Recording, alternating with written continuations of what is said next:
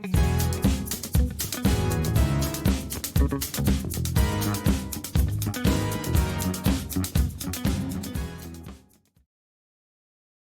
right, we're back this week again for another 1 minute recess. Welcome back, everyone. We're excited to have you. And we are kicking off season 2 with a bang. Last week we had Steve Sebelius. This week we have another special guest, personal friend of mine, Maria's. So we'll introduce her in a few minutes. We're so excited to bring her to the show and introduce her to all of our loyal fans. So Maria, tell us what's coming up this week. Yeah, so welcome everyone. We're recording today on a Sunday, September 7th, and we're going to burn through some BS like we usually do. And, following up on some of the things that we talked about last week with you and Steve, Annette, that we were supposed to kind of like be ready for that happened last week. And then what's happening across the state, what's happening across the country, the world, and as usual, hot takes and headaches throughout. So you want to begin burning through the BS in it? All right, so the big catch up. This is a new segment because Envy Alleged nonsense is somewhat over. I mean, is it ever really over? Not really. So lots of stuff happened this past week. We had Donald Trump tweeting nonsense about storming the city of Chicago. We had, lots of things happening with the data breach here in Nevada. We had other big headlines from around the world. So let's get into it. Do you want to talk a little bit about immigration? I feel like we didn't get to it much last week. We should talk about it because it's in the context of everything that's going on with Donald Trump around the country. There was just a huge raid in Georgia at a Hyundai factory this past week. He says he's going to be doing more raids like that, which I don't know how any industry is going to withstand that. Our prices are going to go through the roof. We are deporting people who are doing jobs no one else will do. So let's talk a little bit about that, Maria. What's happening in immigration right now? Yeah, so immigration wise, a lot is still happening. And it's no longer just in blue places because I don't know if in Georgia necessarily, maybe where the plant was exactly located, but call it like a burning blue state, and people are being affected by it in those different places. And also, side note, Arkansas, all of a sudden all the farmers are praying to God because that's the only thing that's going to help them. So across the country, you're finally seeing the effects of immigration, add a little tariffs in the mix, and everything is absolutely batshit crazy. In Georgia, like you were mentioning, there's a Hyundai plant. Mr. Trump, I don't want to call him president, always whines and complains about, jobs that aren't here. Well, Hyundai is one of those companies that does have plants in the US. And they do have lots of South Korean workers. It is a South Korean brand. Also, maybe those people know a lot more of the cars and how to make them. They're super high-tech cars, more high-tech than a lot of stuff here. So, they must have the reasons for bringing lots of people from South Korea. But the government of the United States argued that hundreds and hundreds and hundreds of them were illegal here under false visas, over their work visas or tourist visas, were old and they should have left the country a long time ago. Like someone who's married to the president, by the way, interestingly enough. All of those people got rounded up. 400 was the last number I saw in total. And that's not the worst part. The worst part is that there's video of it. There's video of and pictures that ICE took of them raiding everyone because now they're apparently influencers at ICE. And you can see all the workers being super afraid, lined up in the line and being taken in. And now the government of Korea, South Korea yesterday said, this ain't it, Trump. We invest a lot of money. Also, they helped pay for the inauguration, kind of, smartly in a way to kind of be able to have some leverage with the Trump administration, which I think worked out.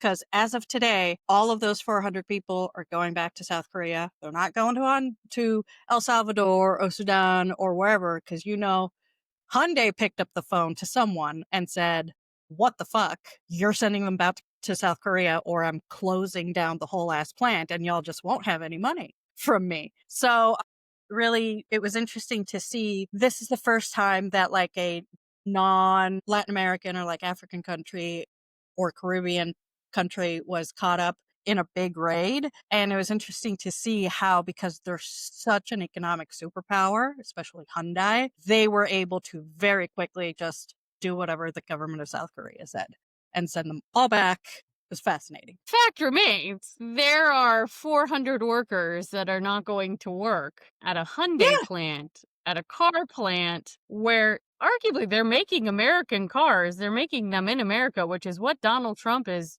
whining about when it comes to tariffs. So they're doing the manufacturing here in America. Americans ain't taking those jobs, friends. Like, I don't know what delusions you live in, but the more this happens, the more the prices will go up.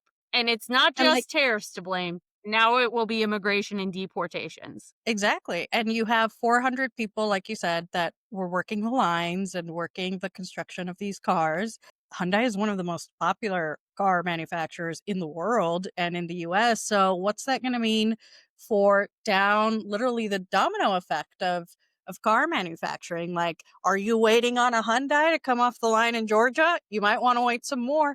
And it's 400 people that lived in the state of Georgia, regardless of immigration status. They lived there. Paying They got paid taxes, there. They were paying taxes. They were paying either they were rent spending their money or, on things. yeah. Yes. So it's 400 people that don't exist anymore. And like that is a it's why a lot of people, even if they might be Republican that are very economically minded, are usually good on immigration, for better or for worse, because when brass tacks economically, you need people to be able to move freely with almost little regulation, not to sound like a big libertarian, but like you need that to be able to happen for money to be able to move. And now Trump is cutting them at the knees. Not to mention the human toll of this, which obviously, in my Exactly. opinion, yes, the economics are important, but the human toll is obviously the most important thing we need to talk about because, once again, we're breaking up families because those are probably mixed status families.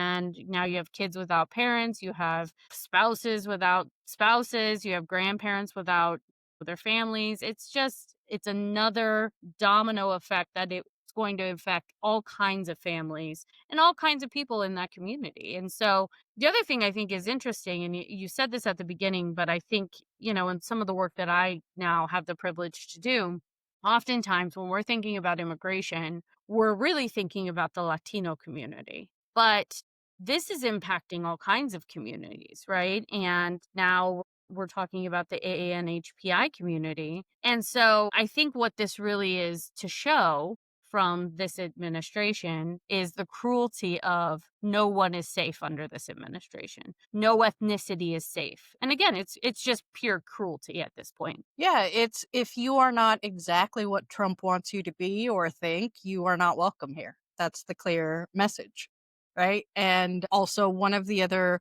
communities that people might not be aware of that is being affected is people from countries like Ukraine, where yeah, their TPS didn't necessarily get canceled by Trump. It's still valid. However, many people, I've been reading lots of news that especially during the Alaska summit, they brought in a few refugees that talked about they're making it really hard for even Ukrainian refugees to renew their TPS. They're not giving them appointments. They're not accepting certain paperwork. So even if it's a community who is quote unquote legally safe and hasn't been attacked, there seems like there is an even more than before in the existence of the immigration system in this country, a systematic blocking of the process for people and kind of just mentally torturing people throughout the process by making it harder to accept your form, by making it more expensive, by saying you have to do this other thing, or canceling appointments, or intimidating you at appointments, or arresting other people at appointments. Like I know people that they went in for an appointment, other people doing the same thing were getting arrested and they were like, am I next? So it's a real human rights issue. And I wonder how history is going to retell and what the consequences are going to be for him doing this on American soil to people that live here. And so it's absolutely horrible. Speaking of doing things on American soil, so this week it was deemed that what he did in LA was not following the law. We knew that. DC, unfortunately, because it doesn't have, its own autonomous government, if you will, because it's not a state, it doesn't have the same rights. So therefore, it's a little bit different in the way things work. But now, old Donald is talking about, and I'm quoting here, I'm quoting from the CNN article, quote, "I love the smell of deportations in the morning, ... Chicago about to find out why it's called the Department of War." So there's a lot going on in that tweet. I want to break it down. Tweet, whatever. It was on True Social or whatever bullshit he's dealing with these days. First of all, let's start with the immigration piece, since we were just talking about that. So you're going to go into Chicago, and who do you plan on deporting? There's a lot of what are we immigrant talking about communities in here? Chicago. Sure. But is that the reason you're going in? I thought he was going in because of crime. Right. The immigrants aren't the ones doing crime. The whole thing doesn't make any sense. So that's number one. You love the smell of deportations in the morning. So are you talking about crime, or are you talking about deportation? Because the whole excuse about bringing, the military into these places is crime is everywhere and everything is so scary, which is not. Then the second part of this tweet, which I find very interesting, is last week, our dear leader decided to change the Department of Defense to the Department of War, which is what it was originally called. But, smart people thought, that's not really what we're doing. We're not in the business of war. We're more in the business of defending our country. So they Yeah, some changed big it. wars happened, and But, we were like, it's just probably not a good look. Maybe we should defend, right? you live and you learn. But our dear leader has changed it back to the Department of War. But what's interesting about this is he's talking about the Department of War in the context of an American city, a major American city. Yeah. So are you declaring war on American cities? Is that what we're doing now? Yeah, it's what the fuck is that? Also, before I go into that reaction, Pete Hess drunk is a fucking dumbass drunk. because Well, yeah, exactly. We knew. I mean, who tweets a door as you, the Secretary of bullshit, which is what you really are, Secretary of whatever, at the Pentagon, where people can see the exact type of lock you have into your door. Literally. Every country, I'm sure, was put someone in the signal chat. What are we doing? So yeah, we're clean on OPSEC. Pete has drunk. But yeah, Department of War against us, against Chicago for whatever reason is up your butt. It's just, if you are not incensed about just that part of it, no matter what your political thinking is, if you're not incensed that he's a president, regardless of political party, is saying Department of War and an American city, you're out of your fucking mind. That isn't what you do. There's a reason why, for example, the CIA isn't allowed to operate in the US, because you're not supposed to operate against US citizens in that way, because we're here, right? And not just US citizens, people living in the United States as well. And this fucker is just out here thinking that Chicago is another country he can bomb. Is he confusing Chicago with a Latin American city? I was very happy to see many Democratic governors in particular, specifically the governor of Illinois, saying this is not normal. Yeah, none of it's normal. The whole freaking 9 months of this has not been normal. But no, this should not be normal. Apparently then, and this is new to me. I did not see this part, because normally what I'll do is I have a rule on Twitter now that if I see dumb shit, I scroll until I see a dumb thing, which is not very long. And then I must get off Twitter so I don't doom scroll. This part of it I didn't see, though. The post includes what appears to be an artificially generated image of the president wearing a hat and sunglasses with the Chicago skyline in the background, accompanied by the text "Apocalypse Now." I didn't look close enough to see what the actual text said. Also, terrible pun. Get better people to do better puns. It remains. So what are you planning to do on an American city as the president of the United States? That is not, as the governor said, that is not normal. But I actually take it a step further, right? Sure, that's not normal. Again, none of this is normal. It's actually stronger than that. This is fascism, is what we should be saying, because this is the same tactics we see in other countries when fascist dictators take over and want to go and oppress people so there's no uprisings. I think the difference with Chicago is going to be like, come, please, fuck around and find out. We're filled with mobsters. We've got all kinds of diversity. We're full of, people who are not going to put up with your bullshit. And I just don't think it's going to go well, similar to the way it didn't go well in LA either for them. Mm-hmm. Yeah, and I Know what think, they want to accomplish. you know what's interesting? And there's probably whatever reason made him spill ketchup all over the walls. If people don't remember that in the first Trump administration, whenever he was angry, that was the thing. Because apparently he eats ketchup with everything, like his steaks, and like he just throws ketchup. So whatever made him throw ketchup is probably a lot. I think he honestly really hates the governor of Illinois because he's one of the governors that is just not putting up with his shit, and he's a real billionaire. Like, comes from a real billionaire family. Like an Is actually actual a successful business. Yeah, a Yeah. successful business person. Yeah, ever stayed at a Marriott? They're really nice. They're really good. That's him. That's his family. And they're out of Union Chicago. properties. Yeah, I think he's really jealous and just want, he's like, I think it relates He's to, jealous of Gavin Newsom too. Again, I don't need these people to be my president, but I am glad that these governors are finally growing a spine and calling this motherfucker out, because I am so tired. I'm tired of us just giving Donald Trump a pass like this stuff is normal. Like, this is hate speech. This is not normal. None Mhm. of this is Yeah. normal. And like you said before, if you're not incensed by it, there's something wrong. Like, I saw another tweet by Gavin Newsom, and it's spot on. Do not become numb to this. Do not Mhm. numb yourself. I get it. Sometimes you gotta like disassociate a little bit to be able to live in this world. I get it. I Mhm. understand mental health, keeping yourself sane. Again, I got my rule on Twitter, right? But it's not the time to check out. It's the time to check in. Yeah, and lots of people should take that advice and that memo, especially in, I don't know, positions of authority and electeds, not just at the top, but all the way to the very bottom. Like, if you have even, like And we were talking that's about in our first episode, Republicans a and little, Democrats. yeah, Yeah. if you even got a little bit of ability to do something, and as an elected official, you have more than any regular person, do it. Like Sheryl Sandberg would say, who I hate, lean in, motherfuckers. Like, lean in now. Well, on to the next topic of things that irritated the shit out of me this week. RFK Jr., Bobby Kennedy, is currently spinning in his grave because his son turned out to be a literal crazy person.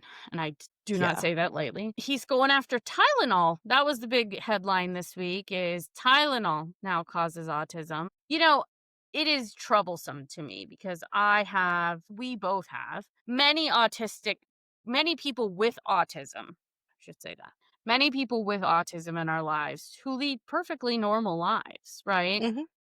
And for him to sit here and just continuously bash people with autism, it is a weird obsession to me that I don't quite understand. Smacks of like eugenics type activities and thought processes. And I don't like it. I think anyone who has special needs or a person with a disability, that is not the way we talk about them, first of all. Second of all, blaming a vaccine or blaming Tylenol, which are tried and true and trusted things, is just irresponsible. Like, just flat out, this is not the person who should be coming in and leading our health services in At the all. federal government. I just, Yeah, but what can you expect from a former Harvard Coke dealer? It's just like it is really horrific to hear that he not only is on this is what causes autism, when actual people that study the brain, like, actually do it, not like Google the internet and read Breitbart, whatever, or some kind of like weird, don't vaccinate yourself, this is what causes autism thing. It is one of those wirings of the brains that it is what it is. It's a physiological thing that you are born with. And there's, just like anything else in the body, not just the brain, right? Like, you can have like degrees of physical pain, there's degrees of mental diagnoses, and autism is one of them. Autism, they're some of the biggest, smartest people are autistic, and they can be on any 100%. parts of the spectrum. And only until and what's super sad, extra sad, is that only until like maybe the last couple of years, maybe 3 to 5 years max, is when it really became okay to say that you have it and to like have, but it's still hard though. But it got significantly easier than before because of all of the work that especially parents with kids with autism have done. Everyone knows the puzzle piece that parents would wear, and his comments just fuck that all up. Generations of that work or decades of that work. And it like, I can't blame someone who is probably autistic who's like, this is how, I was afraid I would be treated, or it's just it really is eugenics, which is ridiculous coming from him, who's like the ugliest person on earth. I mean, And I it saw a meme this week that said he was like microwaved Mel Gibson. that's accurate. That's the most accurate description, actually. That's gross. I don't even care saying it because I'm like, he is. I literally swam in shit. I don't know what else to say. Like, this is coming. I'm supposed to take my health advice now from a man who literally swam in a pool of shit. No, that's Mhm. not how this is going to work. Let's take it a step further now. So we got RFK. And by the way, shout out to Catherine Cortez Masto. If you didn't watch the hearing, my parents are on a boat in Scotland right now. And they were watching the hearing. They were like, man, Senator Cortez Masto's going after him on this stuff. So kudos to Senator Catherine Cortez Masto because she did a great job this week. My parents, who are not even in the country, saw it and they were like, Annette, you got to watch this. And I went back and watched it and it was fabulous. So kudos to our senator for going after him on this nonsense. But I want to take it a step further now. So now is the time when flu vaccine should be rolling out, when COVID vaccine should be rolling out. And I don't know about you, but everybody should be able to make their own decisions about their bodies. That is a fundamental thing you and I have fought for and continue to fight for on many different levels. And this person is sitting here telling us, you know what? We're not going to make this easily available for people who have asthma, like me, or who have other ailments, so that you can go and get your COVID vaccine. Now, let's take it a step further. We got real problems in the state of Nevada. So we're going to drill down to the local level for a moment. So CVS and some of the other states are, putting out directives. Other chains are putting out directives, which is great. In California, in Oregon, in Washington, and Hawaii, they're teaming up like they did during the pandemic to give people vaccines. With states, they buying power, things like that, when their forces combine. Now, Nevada's out here just floundering around. And why do you ask? Because a lot of people don't understand. There's actually a problem with our pharmacy board, and there are some laws that actually need to change in the state of Nevada so that now we can respond to this properly because the federal government isn't responding. So until Nevada changes those laws, because clearly we could not see the future, clearly the pharmacy board can't catch up, It's the worst that could happen in 2 years. we're gonna so I think this is where our viewers come in and our listeners come in and all of us come in, because there is actually something that can happen before 2 years. Because we heard it from Steve last week to kind of bring it back full circle to what our original conversation was. There probably is going to be a special session. And that means we need to call upon our elected officials, especially our Trump loving governor, and say to them, elected officials, get this done. Now, I already saw Nicole Cannizzaro putting stuff out there. There was an article in The Current this week that was very good about her trying to get ahead of some of this and hopefully be able to address it in an upcoming special. But otherwise, you're right. We're going to have to wait for 2 years. So we need to be putting pressure on our elected officials, our legislators and the governor to act now. Now, if we have a special in November, it's going to be too late because, you can still get it in November, but the season really is right now. Nick had it. My husband had it, 3 weeks ago? Thank God I didn't get it. But the thing is, it's starting to pick up. People are traveling, people are moving around. My dad, who School has started. diabetes, right. My dad, who has diabetes, who was getting ready to go on this big trip and be on a plane and be on a cruise ship with people, tried to go to his local pharmacy to get it and couldn't get it. Again, it's his choice. If he wants that in his freaking body, he gets to make the choice to protect himself with a vaccine. If you don't want it, don't have it. I don't care. But when you die, don't come crying to me. I don't give a shit anymore. But let me just say, this is going to be a huge problem. And they're not reporting the they're not reporting the COVID rates right now because God forbid they actually report science and real numbers. But we know it's going up in Clark County because the wastewater samples are showing it's going up, just like measles. And so now is the time for people to be able to access this. And we can't. We literally can't. And you know And our the federal government's a piece of shit. And you know the wildest part about it is when he was asked, even by, a member of his own party, RFK Jr. flip-flopped, like as per usual in the MAGA world. The vaccine was created by his dear leader. Because it had to be, right? Like Operation Literally Warp Speed and under all their that stupid shit. administration. Yeah. And then I think this is more of a testament to the federal government and the people that work in it and the CDC. It literally happened like it was the rollout. Like, I loved getting my vaccine and people were able to get it. We went together. It and was like a party. yeah. And in 1 minute, RFK Jr. brainworm to be asked, do you think that was a good thing and that, Trump the dear leader, should get a Nobel Peace Prize? And he says yes, because it was a resounding great thing and it happened under Trump and he should win something for it. And then a few minutes later say it shouldn't be mandated and vaccines cause autism along with Tylenol. So then dear leader did wrong, or are you wrong now? I don't understand what side of the flip-flop I'm supposed to be following. So let's move.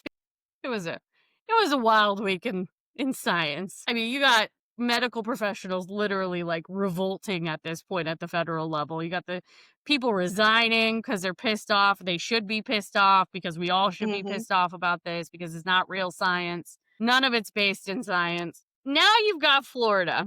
God. Arguably, in my humble opinion, the taint of America, literally saying, you know what, YOLO guys, we're also not going to mandate kids to get it when they go to school. We have effectively eradicated polio. Not anymore. MMR vaccine, it's a good one. It works. MMR, real good one. Even tetanus, right? Like, you go get your Tdap when you're a kid. So, like, you're running around a playground, step on something rusty, you don't get your brain scrambled. There is like science, like real science that have decades worth of science that has gone into these vaccines. Florida's like, nah, we're good. Polio's fine. YOLO. Yeah, no, I mean, maybe they want to see what polio was like, some black lung. What's the worst that could happen? Also, in a swamp where everything just feels like it travels faster with the humidity and the heat. What's the worst that could happen in Florida? Also, Florida is already the state that it is with the men and women that it has, and no insult to the, good people. And by good people, I mean the 5 good people of Florida. But Google your birthday and Florida man and Florida woman. Is that the place where we shouldn't have vaccines and the utmost health services? Sounds like no. So as you can hear, things are going swimmingly this week. It's a bit of a wild ride. The last kind of now international thing, I mean, this has been mostly our country that we've been talking about, but internationally, the headline today, as we're reporting this, like Maria said on Sunday, God only knows what happens by the time we post this. The president, this is a quote again on CNN, the president is growing increasingly frustrated with lack of peace progress as envoy to Ukraine says Russia is escalating the war. What, Donald? You didn't think your buddy was going to do... He literally met with, North Korea and China last week and was like, friends, good job, buddies. Let's have a military parade. Like a real military parade, not the shit Not that like Trump ours. did. Not like squeaky tanks and shit. Yeah, he's perplexed. He is perplexed, Maria. Donald Trump is perplexed that Putin is escalating the war in Ukraine. weird how What the happened guy, to those sanctions? What happened to those sanctions? I thought he was he's gonna really thinking about escalate the sanctions. Is he still he's waiting 2 really weeks for thinking about that? it. Are we waiting 2 more weeks? He's gotta really think about it because he's really mad at Putin, which is ridiculous because we know he's your boss. We know he has your P tapes. And I don't know if you're trying to seem like you're carrying a big stick, which we know it isn't, according to many people that know. And more like carrying a mushroom. And how it the Putin doesn't even think Ukraine as a country exists and that it should exist. And like you're banned from speaking Ukrainian in Russia and you think you don't know what is happening with your friend Vlad? He doesn't think it's a real country. He's committing a Literally, genocide. he's He told wants us to commit one. what he wants to do. He's told us Yeah. over and over and over again. Like Donald, when he tells you once, believe him. He's Yeah. not your friend. He thinks you're an idiot. He's using Yeah. you, Donald. He's You literally he's dummy. not that into you. He's not that into you. He's just into the P tapes he has of you to make you do whatever he wants to do. Yeah. And it's just frightening that on the international stage you have this loser of a person trying to make deals. And at this rate, you know what? Europe is just like, whatever. We're gonna think about our own NATO. They're like, apparently from space, you can see the new armory locations that Europe is having to build at warp speed. Talk about warp speed. So that they can just, one, get I ready, mean, two, send things to Ukraine. listen, Europe should have done this a long time ago. They saw we were getting dragged to hell by MAGA and all the, people in it. They should have done this a long time ago. Like, you cannot rely on the United States of America anymore, friends. I know for a long time we were your fellow friends. We ain't that anymore. We're No, fighting people in Chicago now. We ain't got time to fight other wars. The Department of War is fighting people on our own streets in Chicago and yeah, LA and DC, which, by the way, I'm going to DC next week, Maria. I can't wait to hit somebody with a freaking sandwich. Oh, I'm yeah, ready. do it. Just hit him with a hoagie, an Italian sub. You Listen, should do an Italian, just I might go good old Italian. I might go to Costco. Hit him with a hot dog, a Costco hot dog. Yeah, You know how we love the, yeah. yeah. Especially Gotta get because, the good Costco brand, is one of the good solid. places. I was gonna say the solid places. Anyways, okay, back to Ukraine. So today there are reports that again Sunday. Today there are reports out of Ukraine that for the first time in this war, a government building in Kyiv was hit. So now they're taking it a step further, right? Like they're escalating. Russia is escalating. Putin is escalating. Now they're attacking Kyiv, the capital, and air raids have been going off for 11 hours. Several residential buildings were hit. 4 people were killed. What did Trump think was going to happen when he rolled out the red carpet in Alaska for this weirdo? Like, you can't negotiate with terrorists. And Vladimir Putin is literally an international terrorist at this point, a war criminal. Yeah, he's killing babies and now attacking the government buildings of Kyiv. It's getting worse, Donald. Taco. No insult to tacos. But it's only getting worse ever since you put him in your car and went for a joyride. It's almost like we're being collectively gaslit by him and Putin. Like, we're gonna act like we're meeting and talking about Ukraine, but in reality, they We're gonna probably just act chatted about. surprised. Yeah, like all the people that left the meeting, all the staffers that left the Alaska meeting, like all scared and shell shocked. It's probably good because they probably saw pictures of all this shit that he was gonna do. Putin was probably sharing all these plans to bomb kids and kill kids, and they were like, "Holy shit, what are we doing?" Yeah, that's like Putin. Even you see the way he treats Russians in Russia, which is the way we're being treated now here. What do you think he's gonna do with people that he thinks shouldn't exist? He's our generation's Hitler, and you think he wants peace. I mean, but Just like Chamberlain. Hitler was,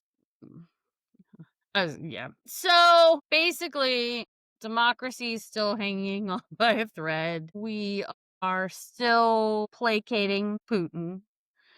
And, shit's still weird nationally, internationally, and only going to get weirder probably over the next 5 days until we talk again. So let's move to the Nevada spotlight now. Let's bring it home. Let's really talk about what's happening here in Nevada, our glorious Yeah. state.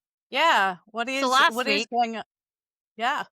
well, last week we talked a lot about the leadership fight going on in the Succession Nevada Desert Assembly. Edition. Succession Desert Edition, full circle moment. So on Tuesday night, there apparently was a meeting of some sort with the Nevada Assembly Legislative Caucus, where many of our dear friends, and I say that actually, I mean that actually, like I'm actually happy about it, were elected to be officers of the Nevada Assembly, which I think is a great change. I think it is a necessary change.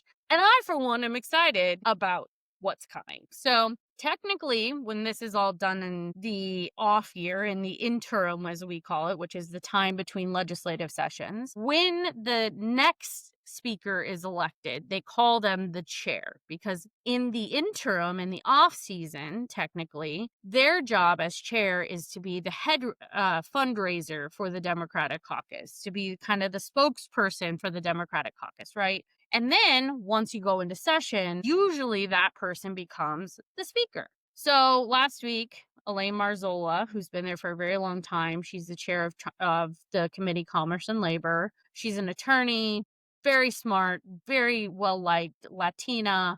She's great. I can't say a bad thing about her. She is a very, very strong leader, and I think she's going to do wonders. She was elected chair. Our dear friend, my former volunteer when I was at Planned Parenthood way back in the day, Venetia Constantine, was elected the vice chair, which is awesome because she is one of us. She works at Legal Aid. She has a long history of like consumer advocacy, consumer rights protection. She's great.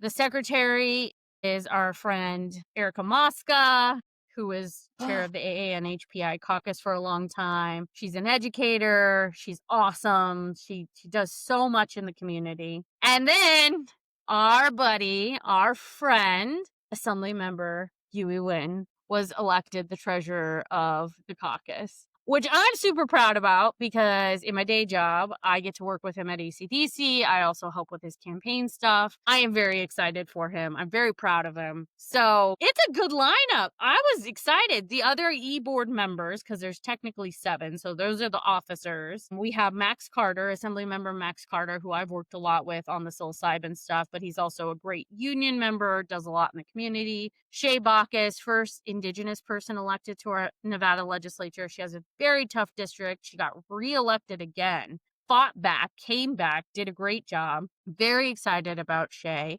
There's one more I'm missing. I'll look it up while we're talking. But yeah, what are your thoughts on that? That's amazing. That is Yeah, absolutely I incredible. was stoked. I'm glad this season of Succession Desert Edition ended up well.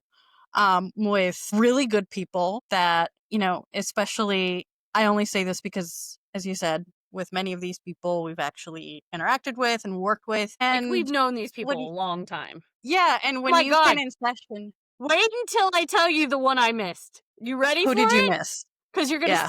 gonna stab me in the eye. I miss No. Natha Anderson. Dare you? She's I the know. best person on earth. Literally one of our greatest legislative friends we have worked with you at Yes. NSEA, the Nevada State Education Association, worked with me Exactly. forever. Her dad is a legend in this state, and they got a Yes. Northern Nevada officer on the e-board now, which is awesome because the North should be represented. Absolutely. I'm sorry, Natha. Listen, it's a long list. I'm very excited about all of them. So I was like, I had a little brain fart for a moment. No offense. Best for I last. love you, Natha Anderson. That's right. Best The for best for last. last. That's And exactly right. with that, I think that's the best ending we could have chosen for Succession Desert Edition because just Well, assembly. ish. So there's a caveat here. Remember I Oh, what's the said those caveat? people are elected for next session? That Mhm. doesn't count the special if it happens. So they'll be leading technically like the campaign side of the caucus, but the legislative side of the caucus, if it still goes into a special, will still be led by Speaker Steve Yeager and Assembly Majority Leader Howdy. Because like the committee structures and all of that has to stay in place from what they just did Right. this previous session in spring of 2025. So all the committee appointments and all of that stays the same for special. So sure, you got a new leadership, but it's there's like some technical things that have to happen first if there's a special. You always need a I've also little plot heard twist. Listen, I've also heard there's some tension there between the governor and between Senator Cannizzaro and between the speaker. I've heard maybe speaker and Cannizzaro weren't really talking. So if we're going to do a special, I think they're going to have to figure some stuff out first, because if we get up there and there's not a plan, this thing is going to take forever. And we've seen that happen before. We've seen things go off the rails. We've seen there not be a plan. We need to have an agenda set. It needs to be an important agenda, only the things that absolutely need to get done. None of this other frivolous crap. And we Mhm. need to get in and out, because I don't want to be in Carson City in November. No, that's gross. I have priorities. Well, we'll see if that happens. Literally. What other local things? So 2024 election prep, we are in full swing, folks. There are people announcing left and right. You're going to see more announcements coming up this week, so pay attention. Lots of assembly races people are announcing for. Lots of state senate races people are announcing for. People are kind of coming out of the woodworks. Starting to see some primaries in both Republican and Dem spaces. It's going to be crazy. But again, we don't have the top of the ticket this year for like big Senate races. We don't have a presidential race. So it remains to be seen if turnout will be what it needs to be to get some of these folks over the finish line. Fascinating stuff, including what's her name, the Moms for Liberty weirdo. She filed to run again, or she announced, not filed. Filing's not until March. She announced that she's running against Susie Lee. She doesn't even live in the district. Not that you need to for congressional races, but yeah. So we got a Moms for Liberty weirdo running against Susie. That should be interesting. That's what the world needs.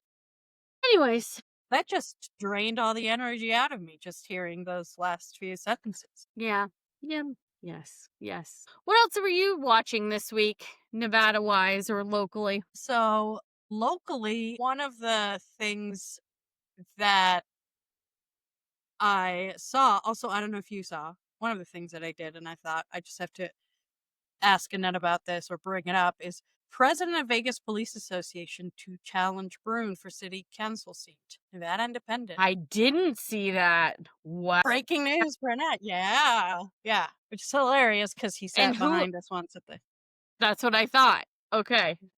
That's what I thought. And I apologize. Our special guest is Yeah. doing somersaults next to me. oh, We'll get must you to have a world we'll get to the special guest in the morning, or in a minute, everyone. She's real special. A new report shows that Nevada lacks the resources to address homelessness. And I'm just like, of course. Of course they don't. It's just, and of course. And it's just fascinating to me that as we talk about the last session, and especially our governor, who really wanted to do a lot on housing and homelessness and all this thing. And it doesn't sound like, you can correct me if I'm wrong, but it doesn't sound like that got much actually done in session. And so it's like, we've already been behind, like with education, like with so many issues, but yet we decided to have a session with people not talking, no interaction, veto palooza. It just sounds like a great use of time. Yes. I also just saw something I pulled up the Indy because I wanted to see the article on Nancy Bruni. There is an update, real time. I'm glad I pulled it up now. That CVS, and this is literally at 6:16. So, this was the other day. So this was like a day ago. Major chains had stopped offering the vaccine in Nevada. CVS is to resume COVID vaccines in Nevada after regulators clarify rules. So CVS, though, that's it. Good. But again, I still don't know if they've actually clarified the law. So I don't know if that means they're just going to go forth, because I still think that there's probably a need to clarify the law, but I don't know. But apparently the board on Friday addressed the confusion over the law. Wild time to be alive. So apparently CVS is back up and running, folks. CVS. Who knows if we actually have to. But here's the thing. Do we see clarity during sessions still? Like, right? Like, is that something to do? Especially in these times when a brain worm is running the health services. Yeah. So, update from our earlier thing, apparently CVS is back at it again.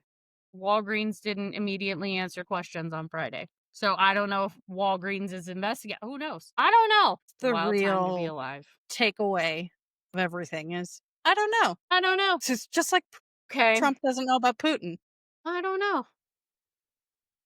And the fact that there's just like mass confusion too, right? Like even you and I can't keep up with it sometimes. Like that's the worst part of it. That's and frankly, that's the whole point of it is like when we can't keep up with it and we're like fully immersed in this shit. Yeah. Kooky. Well, I think it's time to bring on our special guest because from what I can tell, she's getting a little antsy over here. And yeah, I think it's time to bring her on so everybody can meet her. So give me 2 seconds. She's in person today. Our special guest is in person. Ooh, I wonder who it is who's laying on the ground there. Here she is. Hey. Wednesday. Say hi, I'm Wednesday the Pug. And I'm sassy and got a lot of thoughts in my head. Wednesday. So Wednesday, yes. Say hi, Auntie. Say hi, Auntie. Say hi to all Hi, the guests. Wednesday. So Wednesday is our new rescue pug. So as many of you know, we lost Squiggy in June. That's why we actually ended the season 1 week early because I had to come home and deal with that. And it was totally unexpected. He ended up getting a tumor in his mouth. It was awful. It went up into his snout. And so we had to make the tough decision to let him go. Waited a few months. Look at this. Look at this. She's trying to bite me. Anyways, had to let Squigs go. It was devastating. We had him for 16 years and we waited a few months.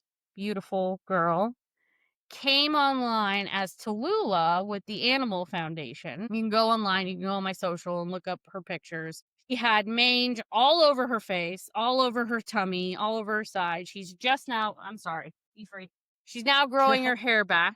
She doesn't look like, when I saw the picture, I was like, what color is that dog? Because she had literally lost all of her hair. So yeah, so we picked her up yesterday, because today's Sunday, so yesterday would have been Saturday. And she is sassy. She is a year old. She still needs to be fixed. We got to get that done. She's still kind of nursing herself back to health. We got to get the rest of the mange cleared up, but it's mostly just dry under her neck. So yeah, that's our new little sassy pug. Pug mama strikes again. So Wednesday. yeah, it was time. We're very happy. Welcome to We're this wild, excited. crazy world. Aw, Listen, she's so sweet and she crazy. is. She's living up to her name as Wednesday. She acts just like her. She's fearless. She's feisty. She's sassy. She tries to bite me. She's a handful. She's got a lot of energy compared to my old men. Compared to Roosevelt and Squigs, she is a handful. You can hear her down here. She's tearing a baby up right now. Nice. So Nice. that's your special guest, everyone. You got to meet Wednesday today. Yay, Wednesday. The most special What's guest. going on with you, Maria? Of course. Well, Of course. The most special I don't have a guest. special. Yeah. My, I don't have a special guest. Mine met Wednesday, but he ran off because he heard people driving by.